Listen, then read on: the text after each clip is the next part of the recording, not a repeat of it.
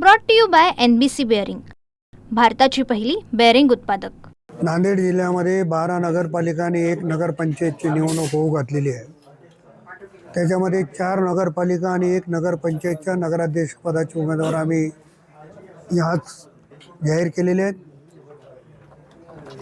युती झाली नाही तर उर्वरित सर्व जागाचे उमेदवार आम्ही लवकरच जाहीर करू। आज आम्ही देगलूरमध्ये सौ विजयमाला टेकाळे, उमरीमध्ये शकुंतलाबाई मुदिराज, हिमायतनगरमध्ये मोहम्मद जावेद अब्दुल गनी, धर्माबादमध्ये माजी नगराध्यक्ष विनायकरावजी कुलकर्णी यांच्या पत्नी वैशालीताई कुलकर्णी आणि मुदखेडमध्ये गिरिजाबाई पचलिंग असे 5 उमेदवार राष्ट्रवादी काँग्रेसकडून जाहीर केलेले आहेत। उमेदवार जाहीर केले म्हणजे आता भाजपसोबत युती नाही असं समजायचं? असं काही अर्थ काढण्याची गरज नाही। 13 नगरपालिकेचे आहे, त्याच्यापैकी आम्ही 5 जाहीर केले।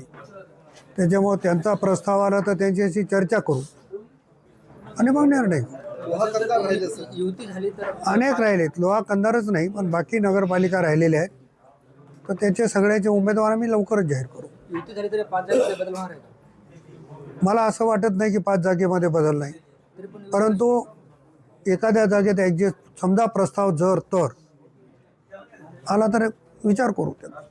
सर्वात पहिले तुम्ही उमेदवार घोषित केले, याचा अर्थ काय समजतो? मित्र पक्षावर दबाव वाढवणं, कोणाला अर्थ काय समजायचे समजून घ्या। आमच्या पक्षाला, आमच्या सर्व नेत्यांना असं वाटलं की आपण आता जाहीर केलं पाहिजे। कार्यकर्त्यांना दिवस कमी आहेत, त्यांना संधी मिळाली पाहिजे, ही भावना घेऊन आम्ही जाहीर केलं। शिवसेनेच्या नेत्यासोबत सुद्धा आपली चर्चा झाली। शिवसेनेच्या 4ही आमदारांच्या सोबत माझी चर्चा झालेली आहे। पहिली फेरी आमची सकारात्मक झालेली आहे। आज रात्री किंवा उद्या आम्ही बसू आणि निर्णय घेऊ। युती संदर्भात भाजपच्या आमदारांना आपली भेट घेतल्याची माहिती? युतीच्या संदर्भामध्ये भारतीय जनता पक्षाकडून असा काही प्रस्ताव आलेला नाही आणि प्रस्ताव आला तर आम्ही 2 पावले मागे सरकून त्यांच्याशी चर्चा करू।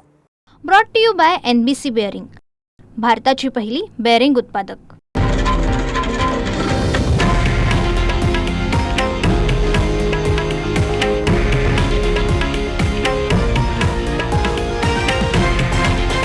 हे आहे देशातील नंबर 1 न्यूज नेटवर्क आणि आपण पाहत आहात TV9 मराठी, एकमेव।